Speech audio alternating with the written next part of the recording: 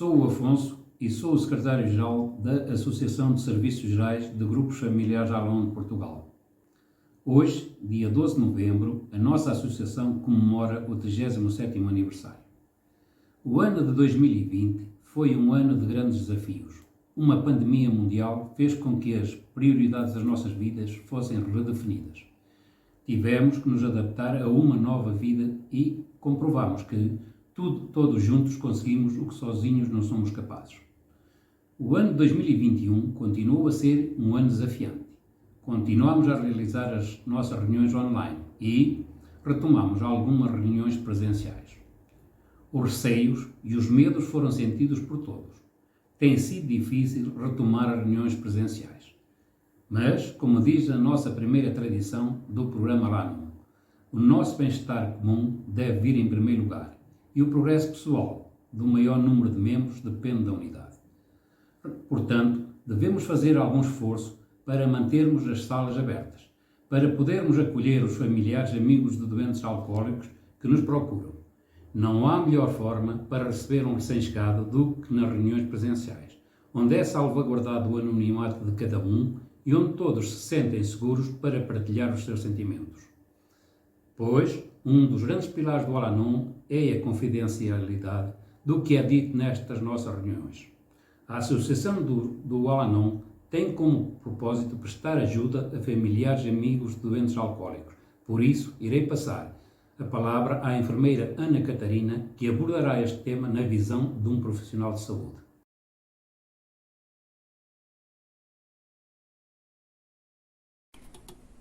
Olá a todos! Em primeiro lugar, quero agradecer aos queridos amigos e amigas de Al-Anon pela oportunidade de poder estar aqui hoje a falar para vós.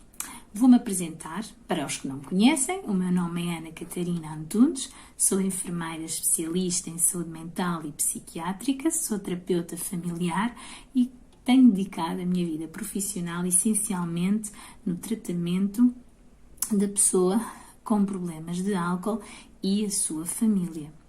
Assim, hoje venho aqui como profissional de saúde partilhar convosco como eu considero importante a participação e o apoio das famílias nos grupos de autoajuda, como os Al-Anon e os Alatim.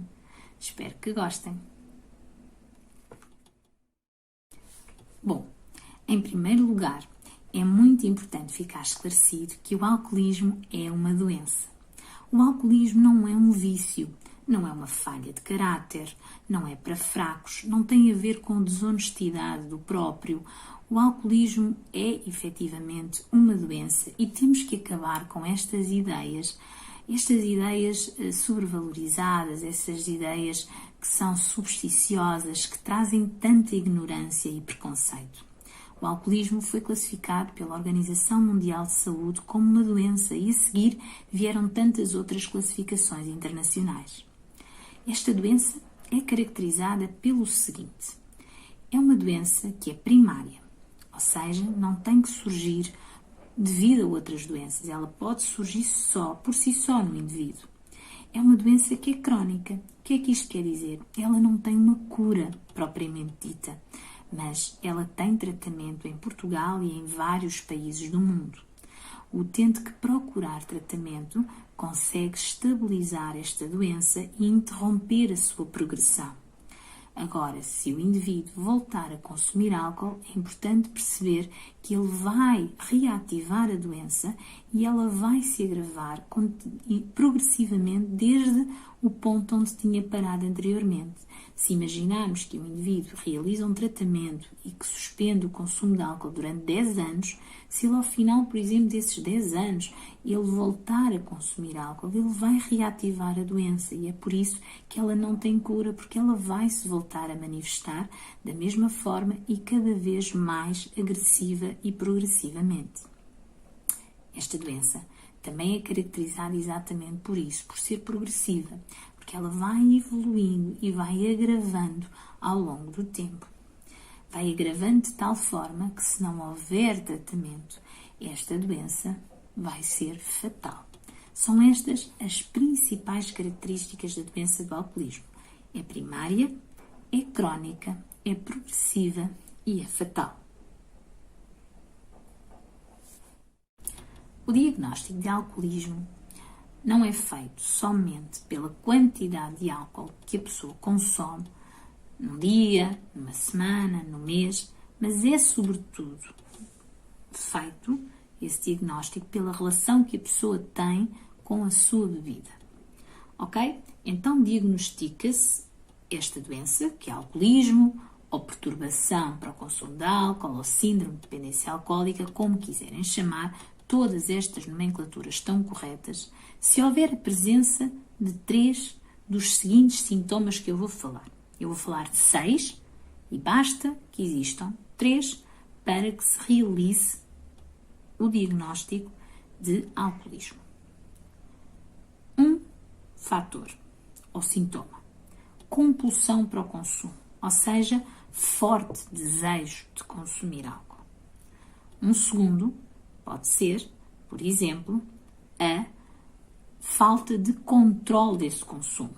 Querer controlar e não controlar nada. Definir que se quer consumir naquele evento só aquela quantidade, mas às tantas não há controle nenhum, porque a partir do momento que se começa a consumir, perde-se totalmente esse controle, por mais que se tivesse o desejo inicial de tentar controlar esse consumo. Terceiro sintoma: tolerância. O indivíduo começa a perceber, com a progressão da doença, que necessita de consumir mais quantidades ou unidades de álcool do que aquelas que precisava de consumir anteriormente para atingir os mesmos efeitos. Quarto sintoma: por exemplo, o síndrome de abstinência, ou seja, aparecimento de sinais e sintomas relacionados com a privação do álcool, como ansiedade, irritabilidade, agitação ou tremores. Quinto sinal ou sintoma: por exemplo, a negligência nas suas várias áreas de vida, quer no que diz respeito à família, ao trabalho, à parte social e até a si próprio. E sexto sinal e sintoma é a persistência no consumo, apesar das várias consequências que lhe vão sendo apresentadas. São estes essenciais os sinais e sintomas que caracterizam esta doença e que ajudam o profissional de saúde a diagnosticá-la. O alcoolismo é um verdadeiro problema de saúde pública a nível mundial. Estima-se que existam mais de 2.000 milhões de pessoas em todo o mundo que consumam álcool e que 76 milhões de pessoas em todo o mundo sofram de alcoolismo. Sabemos que o continente europeu é o continente onde mais se consome álcool, 2,5% mais do que a nível global, e que, por isso, 23 milhões de europeus têm problemas ligados ao álcool e sofrem de alcoolismo. Sabemos que em Portugal a dimensão do alcoolismo também é grande, pois Portugal é considerado um dos 8 países no mundo onde mais se consome álcool. Estima-se que em Portugal existam cerca de 600 mil pessoas que sofram de alcoolismo, aquelas que nós sabemos. Agora imaginem as doenças associadas a estas 600 mil pessoas, como por exemplo as doenças do foro cardiovascular, os infartos, os AVCs, as tromboses. Imaginem todas as doenças que possam estar associadas, como as doenças hepáticas ou as doenças do fígado, as hepatites alcoólicas, as cirroses alcoólicas ou até o cancro do fígado. Imaginem outras doenças que possam estar associadas, porque o alcoolismo provoca alterações a nível de todo o organismo. Um dos órgãos mais afetados, se não o órgão mais afetado, é o cérebro, porque o alcoolismo é um depressor, deprime o funcionamento do sistema nervoso central. Então imaginem as alterações de memória, de capacidade de concentração, as demências alcoólicas e todas as outras doenças mentais que podem ser provocadas pelo consumo de álcool. Estima-se que as pessoas com problemas de álcool tentam 6 vezes mais suicidarem-se do que a população em geral. Sabemos também que 40% das mortes associadas a acidentes de viação em Portugal são provocadas pelo álcool. Sabemos que o tratamento desta doença e a consciência sobre que o alcoolismo é uma doença pode evitar muitas destas mortes. Se o problema do álcool tem esta dimensão toda, imaginem como vai estar daqui nos próximos anos com a evolução da pandemia por Covid-19 e todas as consequências que teve e tem nos indivíduos, nos adolescentes, nos jovens e nos adultos, e como se irá manifestar o alcoolismo e as suas consequências em todo o mundo. Se o alcoolismo é um problema de saúde pública a nível mundial, se já conseguimos reconhecer que o alcoolismo é uma doença crónica que afeta o indivíduo nas suas mais variadas áreas de vida, então como irá o alcoolismo afetar a família? Sendo que a família é o primeiro sistema onde se insere o indivíduo. A família é exatamente isso, um sistema aberto, onde existem elementos ligados entre si através das mais variadas relações, em comunicação e relação com o exterior, e que tem fundamentalmente um principal objetivo, que é manter o equilíbrio, ou seja, a manutenção da própria família. O que sabemos é que o alcoolismo, quando surge nas famílias, ele vai entrando de uma forma progressiva, ocupando mesmo um lugar central, mais tarde, na própria família. E que isso, efetivamente, vai influenciar todos os elementos da família, que, como sabemos, cada família reage mais ou menos à sua maneira, que cada pessoa vai reagir de determinada maneira, mas que existem algumas regularidades dentro destas famílias que nos levam a dizer que o alcoolismo não é só uma doença do indivíduo, mas que o alcoolismo é mesmo uma doença da família. Vale a pena realmente falar de algumas regularidades que acompanham estas famílias, o sofrimento destas famílias, no fundo, a adaptação destas famílias ao problema do alcoolismo. Podemos dizer que inicialmente existe quase como um consenso dentro da família, um consenso de mutismo, surdez e cegueira. Instala-se mesmo um segredo dentro da própria família. É como se não existisse o problema do álcool. E quanto maior for esse silêncio, maior é o sofrimento. O sofrimento da família mede-se mesmo pelo silêncio, pelo tempo de silêncio que a família conseguiu manter ao longo dos anos de alcoolismo. Então, é como se muitas vezes a família pudesse ser abordada e também negasse o problema. Sim, o meu filho não bebe, nem pensar nisso. O meu marido bebe, mas isso não é um problema para nós. Portanto, a família ao longo dos anos vai-se adaptando com este determinado consenso familiar, com este segredo, com esta vergonha e com esta culpa que também se vai, de certa forma, instalando dentro da família. E isto é de tal forma que existem quase regras dentro da família, que é, não se fala disto, não se confia e também parece que não se pode sentir. Então, como estarão estas pessoas nas famílias ao longo destes anos assoberbadas e profundamente camufladas de tantos sentimentos e de tanta confusão, de preocupações dentro de si associadas a esta questão do alcoolismo? A família, cada um na família, acaba por adotar papéis diferentes dentro da família. Por exemplo, papéis de protetor, tentar proteger ao máximo o indivíduo, tentar que ele não caia, que ele não tenha acidentes, que ele não falte ao trabalho, controlar efetivamente a vida da pessoa que consome álcool, como se isso fosse possível.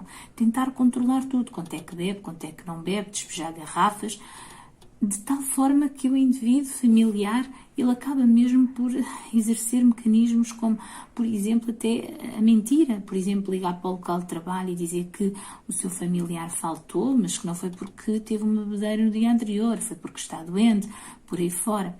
adotar comportamentos como, por exemplo, acusatórios, acusando os outros da família de que eles é que têm culpa do seu familiar estar naquela situação, por exemplo. Portanto, há uma confusão de papéis e há uma série de mecanismos de defesa que cada familiar vai adotando, que são completamente paradoxais, que trazem muito sofrimento para o familiar.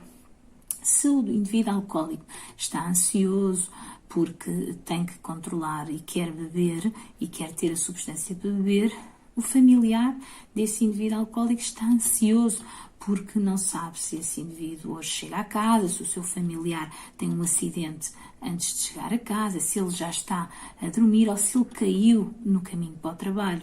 Se a pessoa que bebe mente sobre o consumo de álcool, diz que afinal não é 2 copos de vinho, mas que, ou seja, não é 2 copos de vinho, é 2 litros de vinho, por exemplo, o familiar da pessoa que tem problemas de álcool também mente perante a família, mente no local de trabalho, mente aos amigos e às pessoas que tinha em consideração. Portanto, acaba por o familiar da pessoa que tem um problema de álcool viver manifestações de stress tão grandes que vão favorecer o adoecimento físico, espiritual e mental da própria pessoa, porque vive sentimentos profundos de ansiedade, de angústia, de solidão, porque acaba por se isolar e desadaptar-se da vida social, por estar completamente dependente, codependente daquele seu familiar. A sua vida passa a funcionar em torno da pessoa que bebe. É essa pessoa que importa e controlar essa pessoa é o mais importante.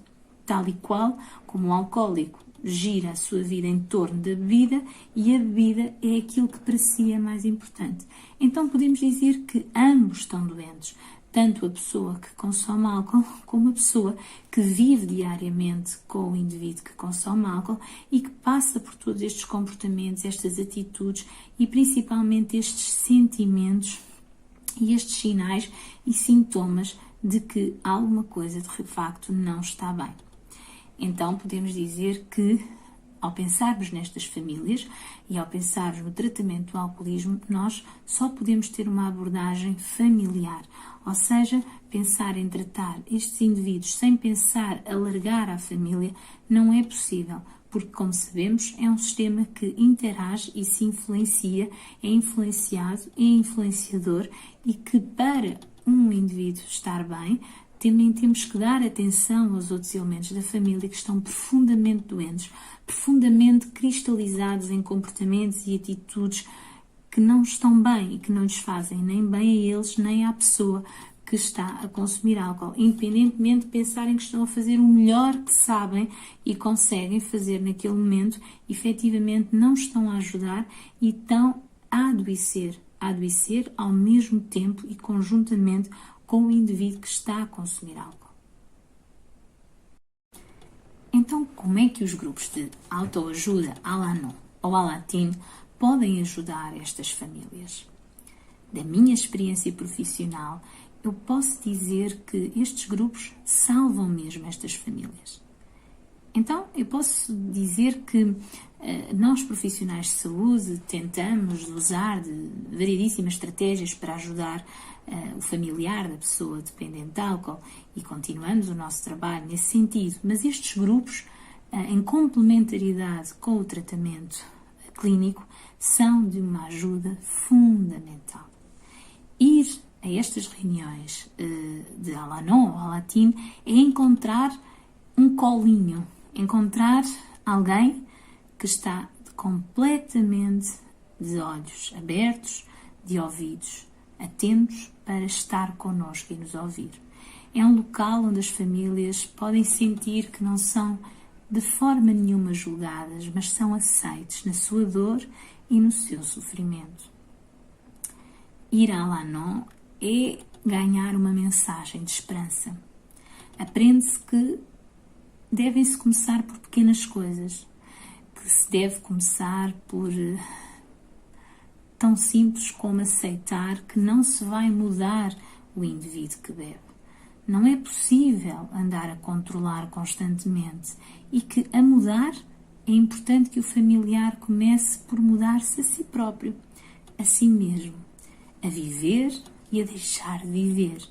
Usar de um amor não conflituoso, um amor não controlador, mas um amor que é firme, que é seguro, que não permite a agressão, a violência. Ir à Al-Anon é de facto um cantinho especial que as famílias podem encontrar, onde se podem sentir ouvidas e compreendidas e começar também elas a fazer o seu próprio tratamento.